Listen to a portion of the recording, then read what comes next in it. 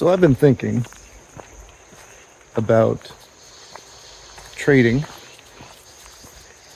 and whether or not trading can make you happy. It's one of those questions that doesn't have a single answer that applies to everyone. You have to think through it for yourself. But what I'd like to do in this video is tell you how I've been thinking about it, and maybe that will help you think about it for you. So I'm going to slide back and forth between my own personal observations about what has made me happy, and specifically as it pertains to trading, and also my understanding of the happiness research, which I would say is a pretty decent understanding, but I'm definitely not an expert, and I will likely kind of jump back and forth between the two without announcing it. So, if I was meaning this video to be more of a scientific discussion on happiness, I would be more careful about telling you when those two things are happening, what's my personal take and what the research shows. But since this is not a scientific endeavor, this is just me shooting the shit about trading and happiness, I will not do that. So one thing I've noticed, not just with trading, but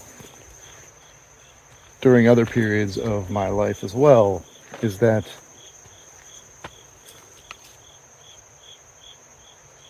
I'm happiest when I'm pursuing something. And that kind of lends itself to the, it's not the destination, it's the journey kind of thinking, right? Or whatever wall, plaque, platitude you want to put in there. But I think there's some truth to that, right? Is that when you're getting after something, when you have light at the end of the tunnel that you're striving for, that's often the most exciting time. And I feel like trading might apply here. I think many people, if they pay attention, are most excited by, and therefore made happy by, the pursuit of trading as a full-time income, or the pursuit of the way of life they think trading will provide for them. And that's the thing that's making you happy right now. Whereas maybe once you get to the end, you get to a point where trading is a significant portion of your income, or it has afforded you a certain lifestyle, that's not what it was really cracked up to be. It might not make you as happy as you thought it might when you started. Of course, that is one of those things that's like, can I try though? Someone can tell you, yeah, man, having $10 million really doesn't make you happier.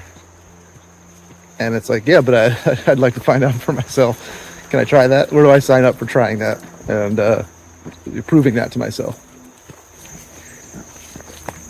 There does seem to be a genetic set point for your range of possible states of happiness, so that on the broad spectrum of happiness, you have the genetic predisposition to be somewhere along that spectrum, and you can move the needle with how you choose to think and life circumstances and things like that. But you likely won't be able to move the needle outside of that spectrum. And so some people, their range is skewed toward the bottom end of the spectrum, right? So they're likely just set up to be not so happy. And other people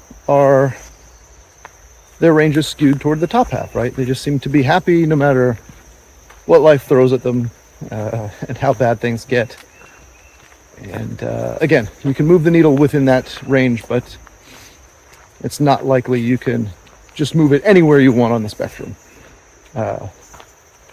There's an argument there for maybe pharmacology might help, but that's not a topic we're going to get into.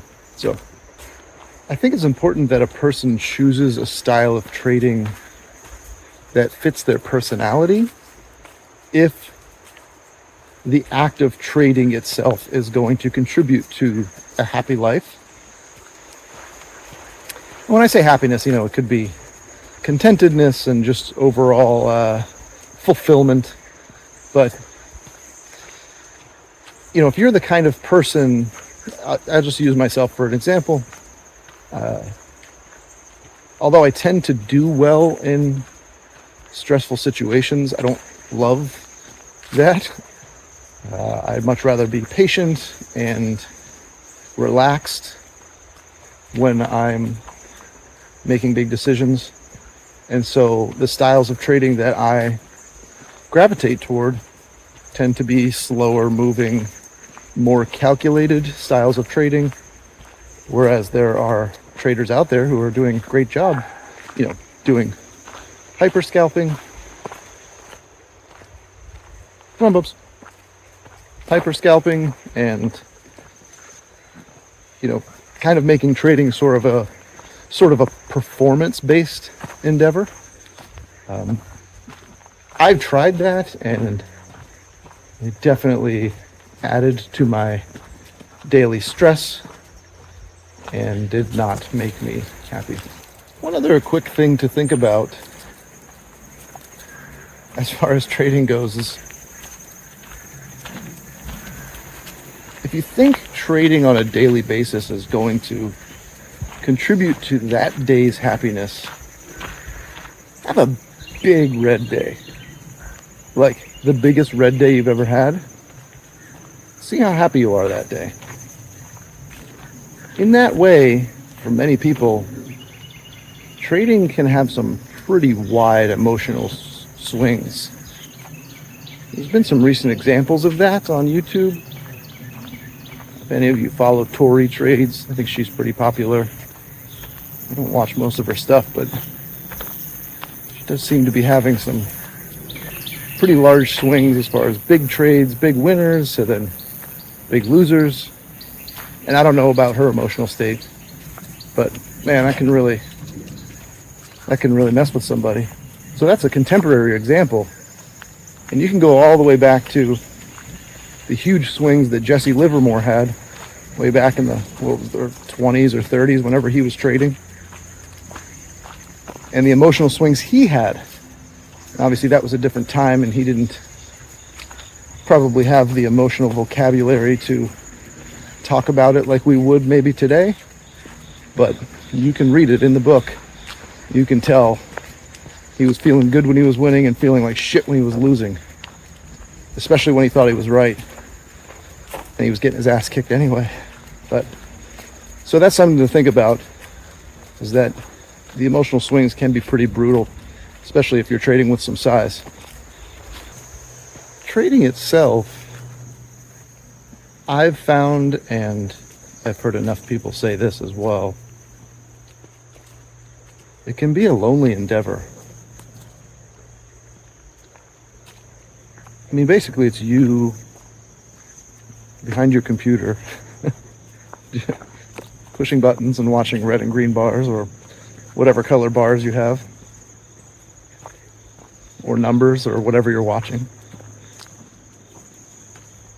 You're all by yourself. Now, sometimes people are a part of a trading community, which can provide a little bit of the social aspect there.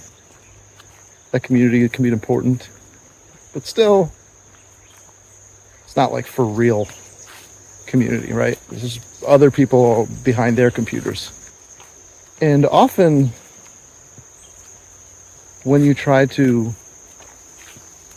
talk to other people in your life, friends, family, about trading, there's such a disconnect there. You really can't get into much detail, likely, without having to explain the very basics, and then up to the point of detail that you want to cover.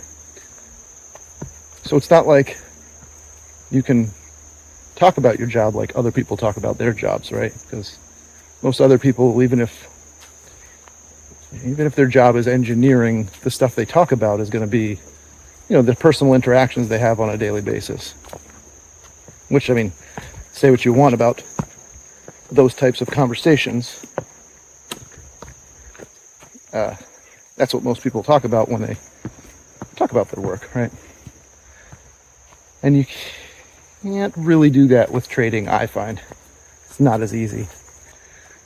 I actually recently had a good friend of mine happen to sit down with me while I was trading for just a few minutes in the morning.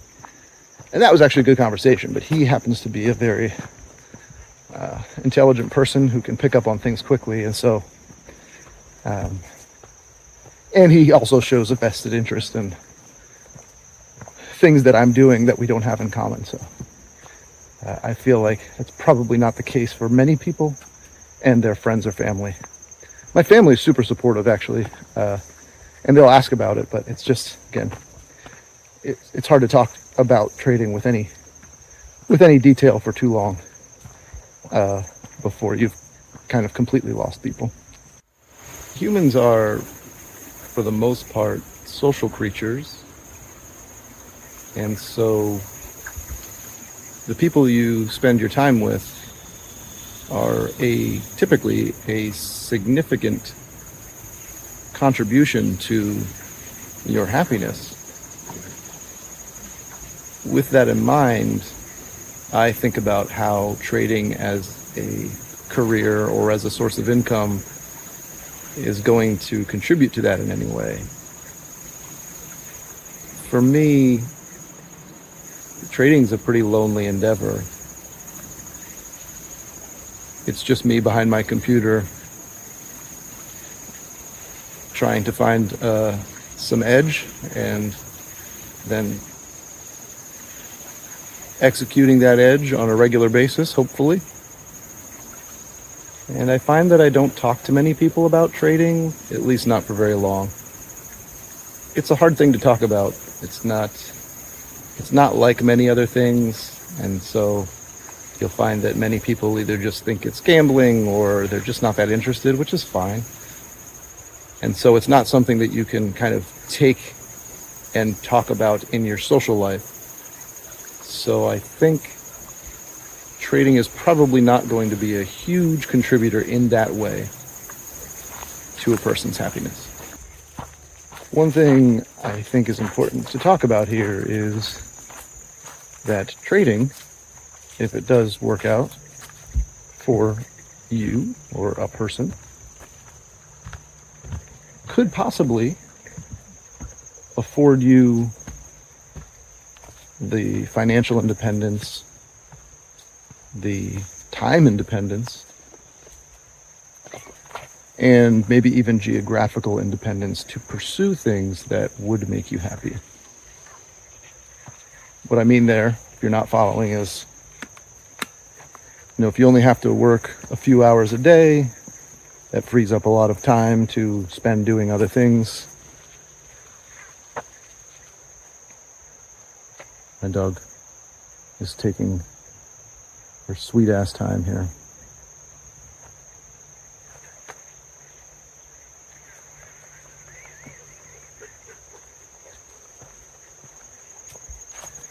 If you can work from anywhere you want with a laptop or whatever, that can free you up to pursue some pretty cool things. And obviously, if you end up having more money than you know what to do with, it does afford you the flexibility to probably do some things you can't if you don't have the money, right? I think that's a big if. I think for a couple of reasons that is a bigger if than most people are willing to admit to or imagine when they begin their trading journey. So first, as we know, many traders don't end up making it and end up giving up. I'm not going to quote some stupid number that's in the high 90 percentages because I think there was one study that showed that on a select group of people. That's not really a number worth repeating that often. But I would say it's a pretty high percentage of people that start trading that don't continue, and it definitely doesn't become their main source of income or even a main contributing source of income. The other thing is that even if it does, trading that is, become a significant portion of your income, I think it's more of a full-time job than most people are ready for. They think they're going to sit down with their laptop and log in for 30 minutes a day and, they're going to be millionaires doing that. And I think that's probably not the case for most people. I think there are a few traders out there who maybe are doing that after having put in many years of not just full-time, but more than full-time work into figuring out this trading game, finding an edge, and being able to apply it. So that may be the payoff, but I think it's many more years down the road than most people are assuming. To summarize, I lean toward thinking that trading is probably not the thing that's going to make you happy by itself. Although I think the pursuit of trading or the pursuit of an edge can be exciting and contribute to happiness. And I don't think that has to stop even after you've established yourself as a trader. I think you can continue to look for ways to increase your edge or find it in other types of setups. So I think that can last a really long time. I just think it's good to recognize that that might be the case, that you'll have to continually search for that edge for trading to continue to be a contributor to your happiness. But also, trading can, once established, can possibly afford you the means to experience other things that could contribute to your happiness. Experiences and just freedom of time and space that would allow you to do things and live your life the way you would like to. So, if I missed anything, if we can try to get a nice little discussion going in the comments in a calm, rational manner, as is always the case on YouTube, that would be great. And if you do the other YouTube-y things like hit the like button and subscribe, if you like this kind of content, that would be awesome. I do have a critical review video coming out with a back test that is showing some promise. I'm still running the back test now in certain ways, but definitely showing some interesting results. So that's coming up soon. But I think that's it for today. See you guys.